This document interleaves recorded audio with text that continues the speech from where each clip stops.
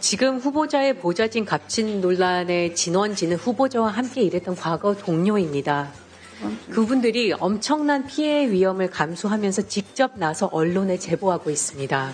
그런데 후보자는 과거 동료들에게 사과는커녕 법적 조치 운운하고 있습니다. 이것은 제보자들을 위축시키고 권력으로 피해자들의 입을 막겠다는 전형적인 2차 가해입니다.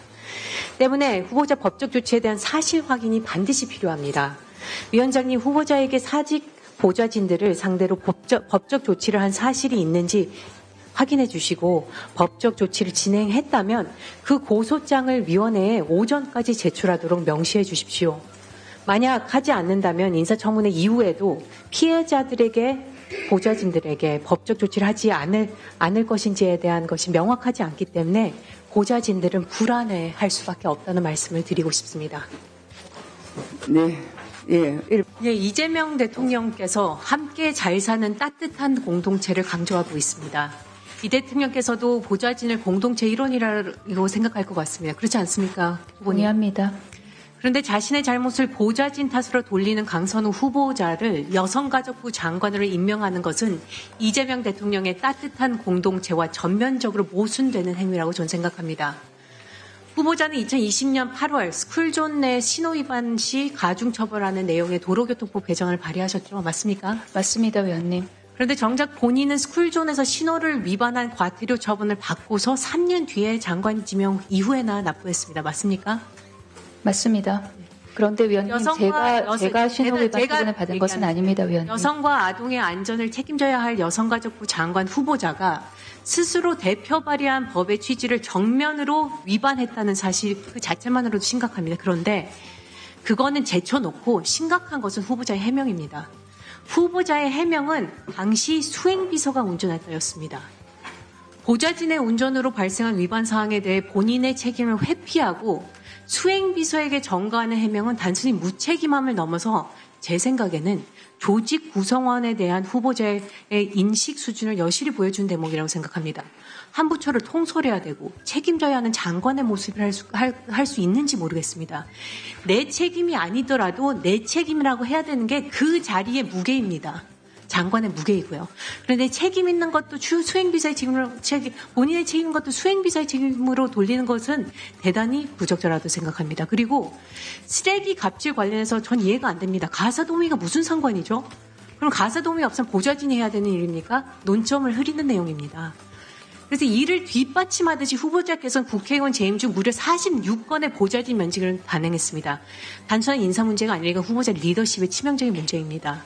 특히 이러한 수치는 여야를 떠나 모든 분들이 객관적으로 지나치다고 하고 있거든요. 오늘 들어온 제보에 의하면 후보자가 권고 사직 처리도 안 해줘서 실업급여도 못 받게 했다고 합니다. 실업급여는 퇴직자들이 최소한 생활할 수 있도록 지원하는 급여입니다. 또 퇴직 후 취업 방해까지 했다는데 이건 너무 잔인하지 않습니까? 제보가 한두 가지가 아닙니다. 46건의 면직? 이게 아니라고 하셨죠? 28명의 해고건이라고 했습니다. 근데 이거는 단순한 숫자와 수치가 아닙니다. 한 건 한 건이 모두 한 명 한 명이고 그냥 한 명 한 명이 아니라 한 명 한 명이 생계입니다. 저는 정말 이해가 안 됩니다. 우리 선거 해보시면 알지 않습니까? 누가 숨어서 커튼 뒤에서 밤새 하는지요. 이름 모르는 여기 계신 민주당 보좌진들이 이번 이재명 정부 탄생시키기 위해서 수많은 시간, 피와 땀을 할애했습니다. 헌신했습니다. 강선우 후보 임명을 어떤 메시지로 받아들일지 우려가 되고 보좌진 소모품 아닙니다. 이재명 대통령의 따뜻한 공동체와 전면 배치된다고 생각합니다. PPT 보아주세요.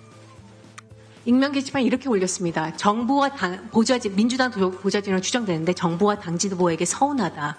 대통령한테 힘을 싣고 싶은 마음이 굴뚝 같지만 간절하지만 이 과정에서 상처받을 그 방 출신 전현직 보좌진들도 걱정되지만 문제가 안 드러났으면 모를까. 동료들이 내부 고발한 걸 어떻게 커버하냐. 이들의 분노와 좌절 외변하고 묵인할 수 없으며 이 대통령께서 강조하신 함께 잘 사는 따뜻한 공동체 만들어야 되지 않겠습니까? 혹시 강선우 후보님 노무사 노무진이라는 드라마 아십니까? 노동자들의 억울한 사연을 위해 함께 싸우는 내용입니다. 거기에 이런 대사가 나옵니다. 여러분의 분노는 꼭 좋은 곳에 쓰일 것입니다. 용기 내신 보좌진들에게 그 대사를 빌려서 말씀드리고 싶습니다. 여러분의 분노는 꼭 좋은 곳에 쓰일 것입니다. 그리고 여러분들이 겪은 부당함과 수모는 후배 보좌진들의 더 나은 하루하루를 위해 쓰일 것입니다. 그렇게 하기 위해 저는 최선을 다할 것입니다. 노무사 노무제 또 다른 대사가 있습니다. 위험하다고 힘들다고 손해본다고 피하지 않는 여러분 덕분에 우리 사회 조금씩 나아졌습니다. 여기 계신 의원님들 정치적 유불리를 떠나서 초당적으로 움직여 주시길 부탁드립니다. 불편하다고 외면하지 마십시오.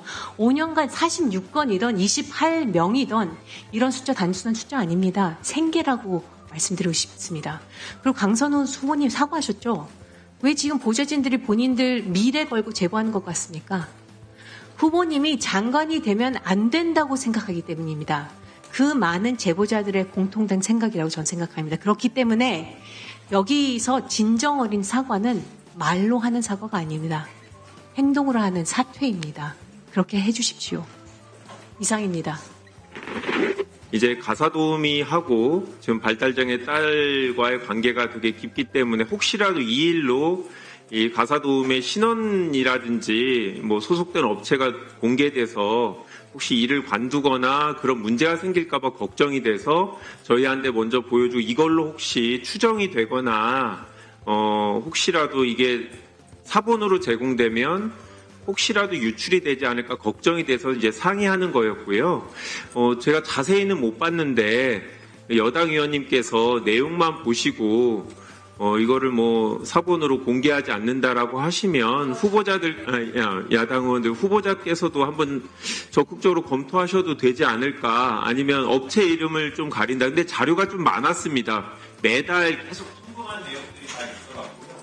그런 점을 보면서 만약에 간사분께서 먼저 보시고 여야 간사 보고 어떻게 이걸 자료 제공하거나 열람하게 할지 협의하시면 네, 예, 그 부분은 잠시 이 관련입니까, 한재 의원님? 예, 말씀하세요.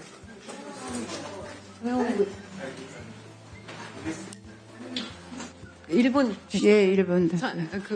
의사진행 발언. 저는 안 봐도 됩니다. 예.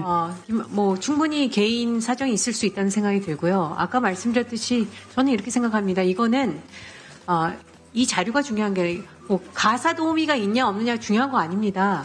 가사 동호회가 없으면 그러면 보좌진이 할 수 있는 일입니까? 전 아니라고 생각해요. 이거는 논점을 흐리는 겁니다. 그와 무관하게 쓰레기나 분리수거를 개인이 하게 했다면, 보좌진이 하게 했다면 그거는 있을 수 없는 일이라고 생각합니다. 그래서 그렇기 때문에 저는 안 봐도 됩니다. 네. 제가 아까 말씀드렸던 부분은 지금 쓰레기 분리수거를 보좌진에게 부탁한 부분에 있어서는 그러면 가사도우미가 있고 없고가 중요하지 않다는 말씀을 드리는 겁니다. 가사도우미의 존재와 관계없이 그런 것들, 변기 수리, 쓰레기 분리, 무거운 가방 공항에서 들게 하는 것, 이런 것들은 보좌진이 하는 역할이 아니라는 말씀을 드리고, 그렇기 때문에 가사도우미의 유무는 중요하지 않다는 말씀을 드리는 거지, 그 부분에 있어서 논점을 흐리지 않았으면 좋겠습니다. 지금 이 쓰레기 분리수거와 가사도우미와 발달장애 자녀와 어떤 연관성이 있는 겁니까? 논점 흐리지 맙시다, 우리. 예. 요거 하니까 그런 거 아니에요? 그 요구는 정회를 하기 전에, 잠시 조용하시고요. 네, 강선우 후보님. 네, 위원님. 제가 이 청문회를 시작할 때 크게 이제는 같은 복지위원이었기 때문에 큰 생각이 없었습니다. 그런데 보좌진들의 갑질 폭로가 사실 그걸 폭로할 땐 모든 걸 걸고 하는 것 아니겠습니까? 근데 제보가 너무 많습니다. 그리고 힘들어했던 사람들이 너무 많습니다. 구체적인 얘기도 너무 많습니다. 근데 그 구체적인 얘기가 나갔을 때 그 사람들이 특정될까봐 그걸 공유하지도 못합니다.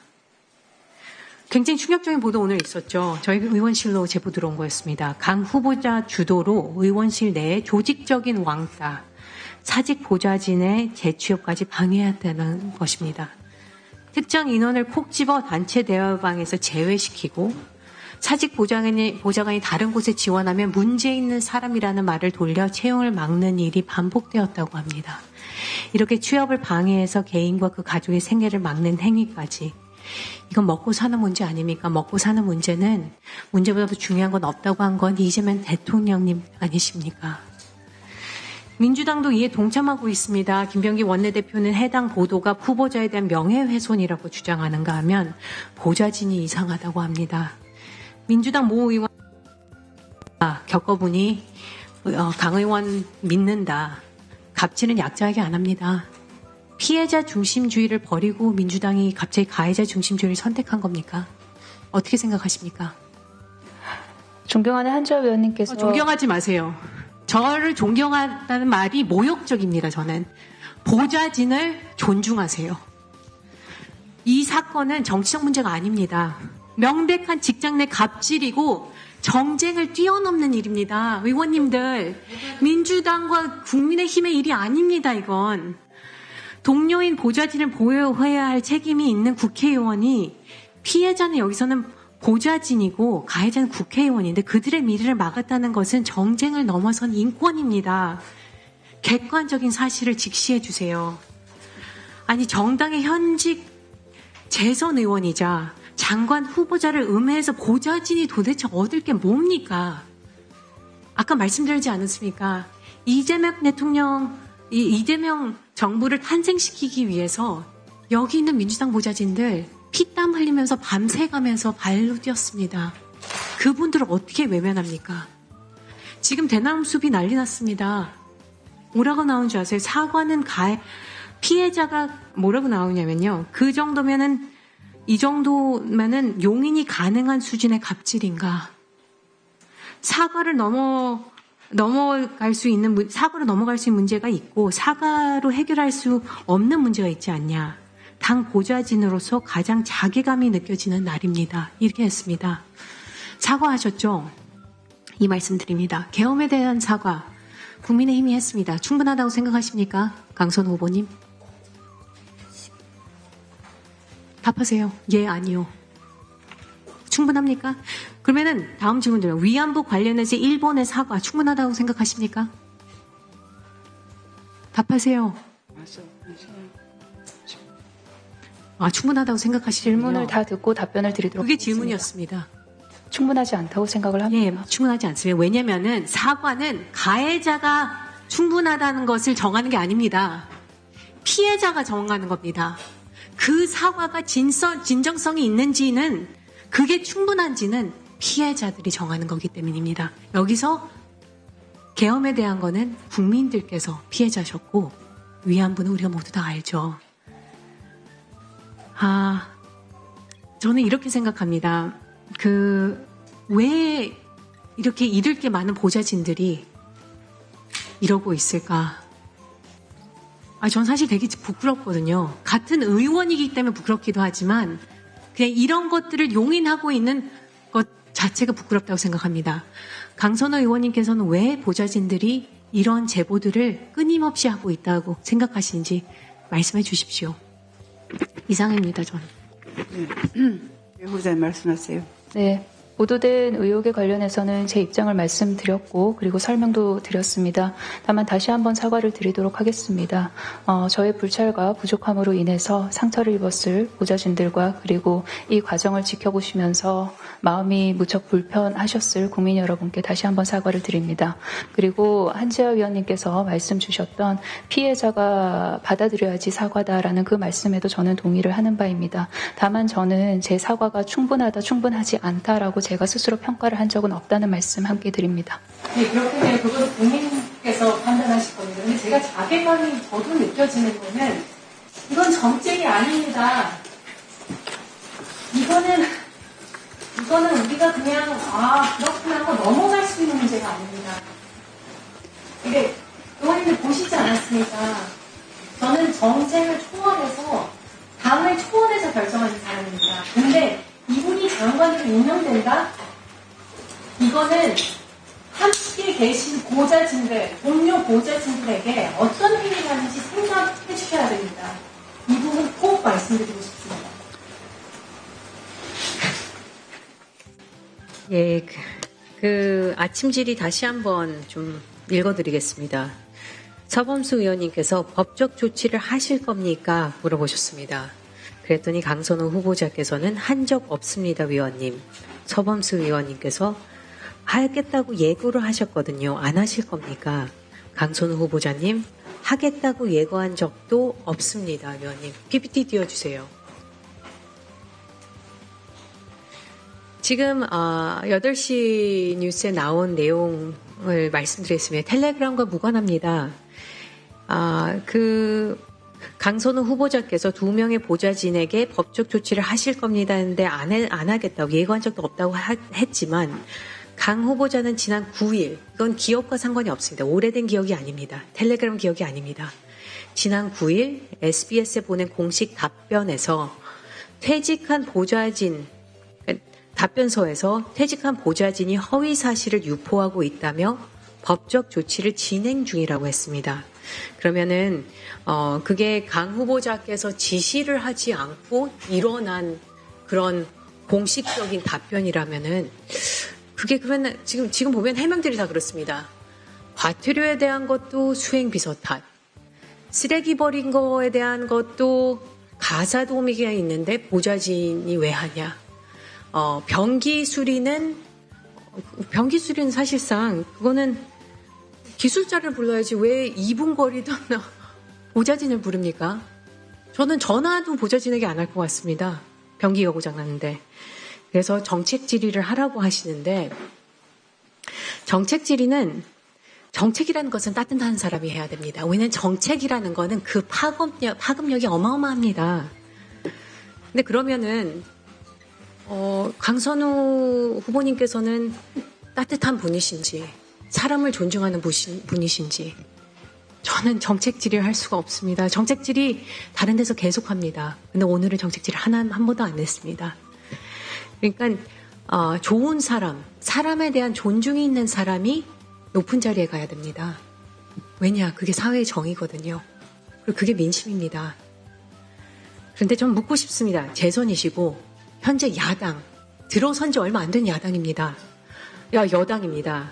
그리고 거기다가 장관 후보시고 소문에 의하면은 굉장히 측근이라는 말씀도 들리는데 도대체 보좌진들께서 왜 이러는지 답변 좀 해주세요. 이상입니다.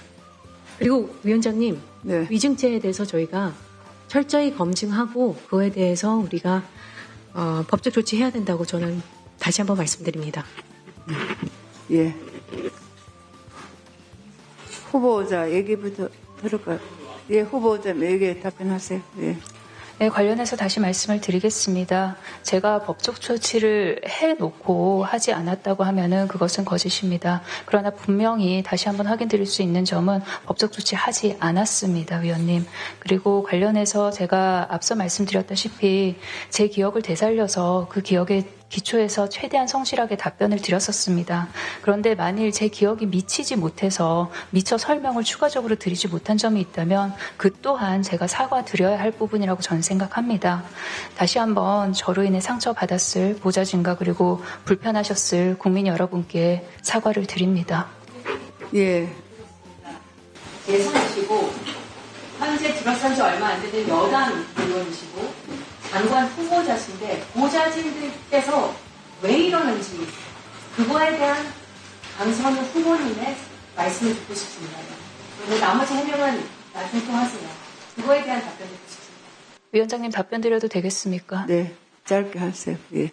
제가 그 이유는 정확하게 알 수는 없으나 감히 짐작해 보건대 모든 것이 제가 부족한 탓이라고 생각을 합니다. 사려 깊지 못했고 배려 깊지 못했고 저의 부족함이라고 생각을 합니다. 다시 한번 제가 부족한 점에 대해서 깊이 사과드립니다. 예.